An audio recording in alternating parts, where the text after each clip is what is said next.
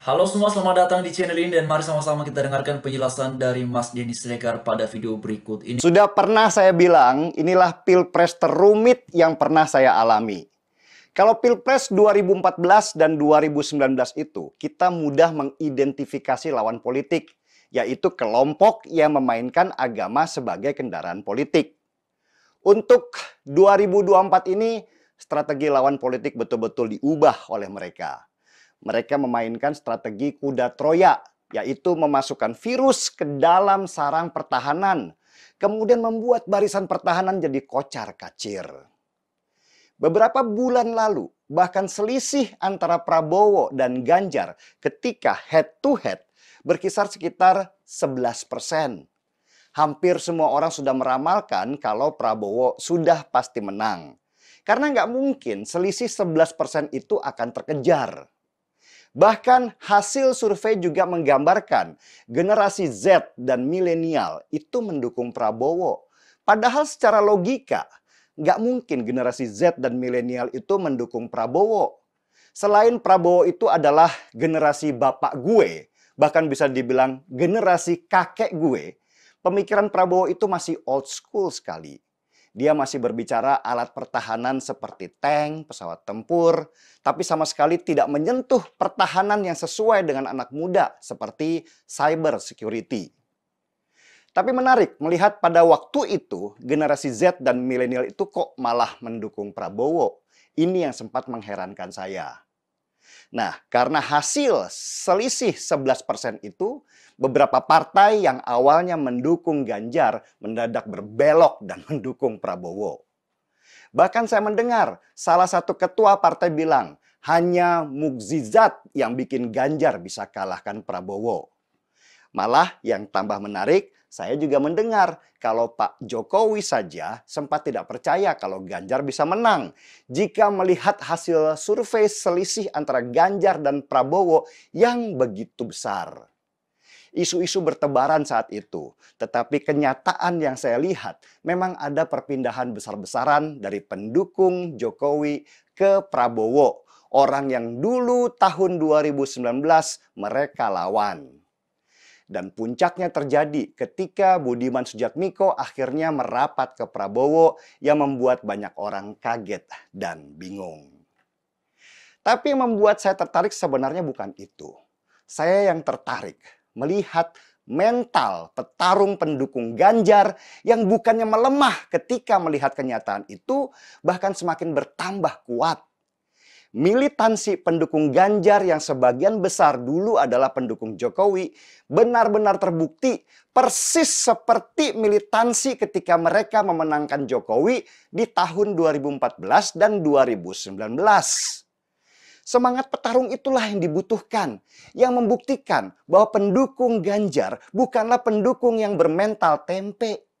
Mereka seperti banteng ketaton yang ketika terluka bukannya semakin lemah, tapi malah semakin mengganas. Mereka mengisi ruang-ruang udara dengan konten-konten mereka yang sama sekali tidak menunjukkan bahwa mereka akan kalah. Lalu yang disebut mukjizat itu pun terjadi. Hasil survei Ganjar naik terus. Bahkan bukan hanya naik, tetapi meroket. Selisih antar Ganjar dan Prabowo ketika head to head yang tadinya besar banget di angka 11%, tiba-tiba mengecil menjadi sekitar 2-3% saja. Prabowo yang biasanya hasil surveinya setiap bulan naik, mendadak stagnan, nggak bergerak. Kalaupun naik, tipis banget. Kalau Anies sih nggak usah dihitung ya, dia turun terus kayak kambing jatuh ke jurang. Tetapi Ganjar dengan semangat pendukungnya yang militan malah terus menanjak seperti seorang pembalap dengan gas mentok dan gak berpikir apapun kecuali menang. Bahkan kalau disurvei dengan 3 paslon antara Ganjar, Prabowo, dan Anies, survei Ganjar itu sudah paling tinggi. Hebat banget. Banyak orang yang tadinya meremehkan mendadak sekarang menjadi kagum luar biasa. Nggak mudah rebound seperti itu. Apalagi dalam posisi seolah Pak Jokowi yang tingkat kepuasannya di atas 80% itu seperti mendukung Prabowo. Dan Ganjar membuktikan teori itu salah dan membalikannya semudah kedipan mata. Apalagi tingkat dikenalnya Ganjar di publik itu masih di angka 80%-an saja. Yang berarti masih banyak masyarakat yang belum mengenal siapa Ganjar. Para pengamat mengatakan kalau tingkat dikenalnya Ganjar di publik sama dengan Prabowo dan Anies yang sudah mentok di angka 95%, secara hitung-hitungan Ganjar akan menang. Jadi saya harus angkat secangkir kopi buat militansi para relawan Ganjar. Kalian luar biasa. Oke, teman-teman, Bapak Ibu semua, demikianlah cuplikan videonya sebagaimana sudah kita dengarkan secara bersama-sama dan mari kita lihat mengenai hasil survei terbarunya ya. Diuraikan bahwa 31 hasil survei Capres 2024 Prabowo versus Ganjar versus Anies. Lalu kemudian juga ini bakal capres pilihan warga NU menurut survei Litbang Kompas ya, itu dia saudara ya. Lebih lanjut diuraikan terkait dengan survei Ipsos ya, elektabilitas Ganjar 40,12%, sedangkan Prabowo berada di angka 37,21%, lalu kemudian ada Anies Baswedan 22,67%.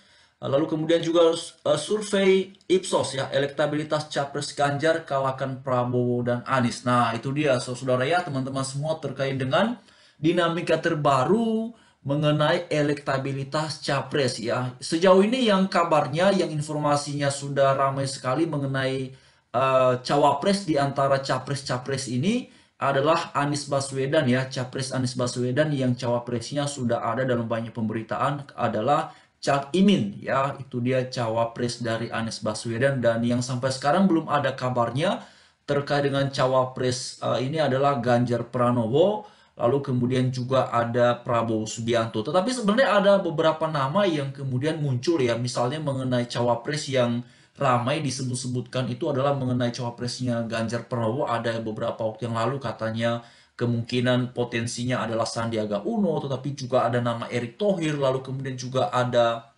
nama RK ataupun Ridwan Kamil, entah siapa yang nantinya bakalan diputuskan.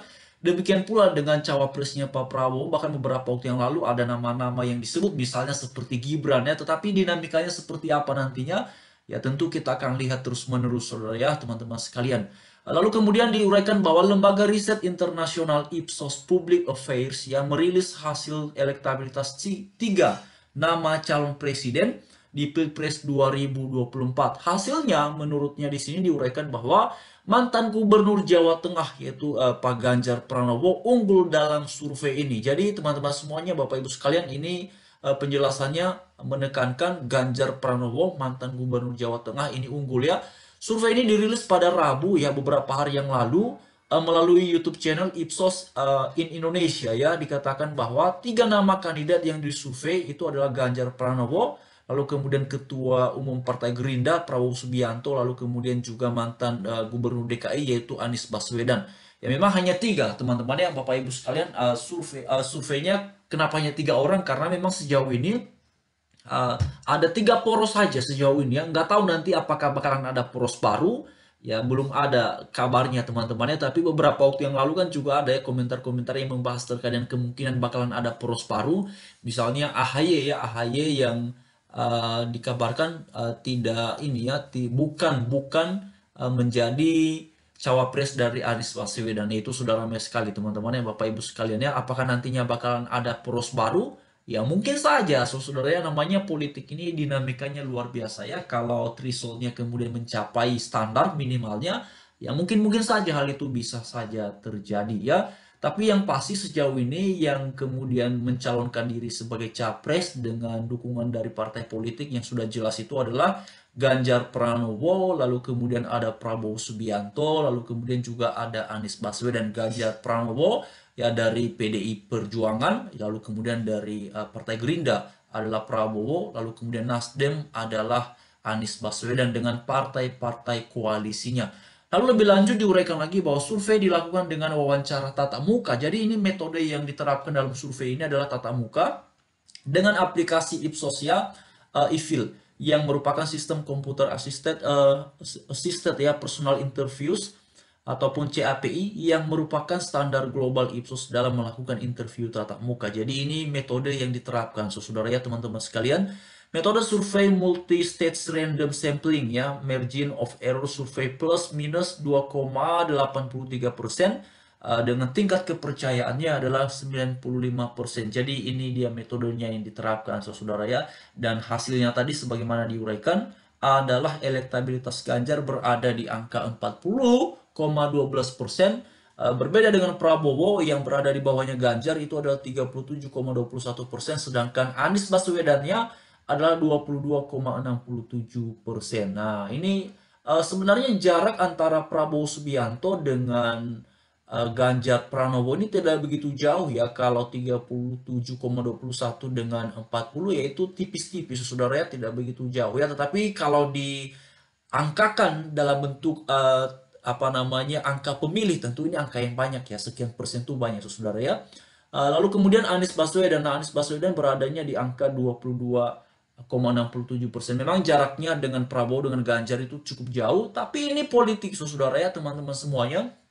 Dinamikanya seperti apa nanti kita nggak bakalan tahu ya, tetapi saya yakin kalau misalnya ini nantinya tetap ya, di pendaftaran capres cawapres nantinya adalah 3 poros ya, kemungkinan besar ya kalau bukan 1 putaran berarti bakalan 2 putaran. Nah, nanti serunya di 2 putaran itu, kalau kalau misalnya bakalan ada putaran keduanya ya, pasti akan semakin seru di situ ya. Lalu kemudian teman-teman sekalian, lebih lanjut diuraikan lagi bahwa adapun hasil survei sebagai berikut ya. Pertama, ya ini dia ya, Ganjar tadi berada di angka 40-an, sekian, lalu kemudian Prabowo-nya di angka 37, sekian, lalu kemudian ada Anies di angka 22, sekian ya. Bulan lalu kita survei Ganjar Pranowo itu ya kalah dari Prabowo. Nah, itu dia saudara ya, beberapa waktu yang lalu memang survei itu saya juga pernah baca itu ya, elektabilitas Ganjar Pranowo itu berada di bawahnya Prabowo ya. Tapi ini sudah ada perubahannya. Inilah politik ya, dinamikanya itu saudara semakin luar biasa ya, semakin seru ya. Bulan lalu survei kita Ganjar kalah dari Prabowo, dan survei kali ini Ganjar Prabowo rebound katanya ya. Apa namanya saudara ya, terbangun kembali ya. Untuk Anies terjadi penurunan ya. Oh, berarti ini Anies terjadi penurunan ya. Ganjar terjadi lompatan signifikan ya. Prabowo naik namun tipis ya. Nah, ini dia saudara ya. Kalau di sini katanya Ganjar itu peningkatan elektabilitasnya dikategorikan signifikan, kalau Prabowo-nya tipis ya. Lalu kemudian kalau Anies Baswedan diuraikannya adalah turun ya. Untuk Anies terjadi penurunan. Jadi teman-teman semuanya itu dia ya. Tapi pada akhirnya siapapun nantinya yang bakalan menjadi presiden dan wakil presiden ya, semoga mereka adalah orang-orang yang sangat peduli terhadap keberagaman yang ada di Indonesia. Semoga mereka adalah orang-orang yang benar-benar serius untuk memimpin bangsa ini, apalagi dengan fondasi yang sudah dipersiapkan oleh Bapak Presiden Jokowi. Luar biasa ya. Bapak Presiden Jokowi ini juga beliau bekerja dengan sangat keras sekali yang mempersiapkan bangsa Indonesia agar bisa menjadi negara maju pada tahun 2045. Itu yang kita harapkan memang, dan tentu ya kita membutuhkan pemimpin yang bersinergi, yang melanjutkan bahkan meningkatkan ya. Jadi bukan hanya kemudian capres yang melanjutkan program Jokowi, tetapi mesti ada program inovatif lainnya untuk mewujudkan Indonesia menjadi negara maju pada tahun 2045. Jadi saudara sekalian, mari nantinya ya memakai hak pilih kita untuk memilih pemimpin bangsa ini. Terima kasih. Salam sejahtera bagi kita semua. Tuhan memberkati, dan mari terus berdoa yang terbaik untuk bangsa kita, bangsa Indonesia.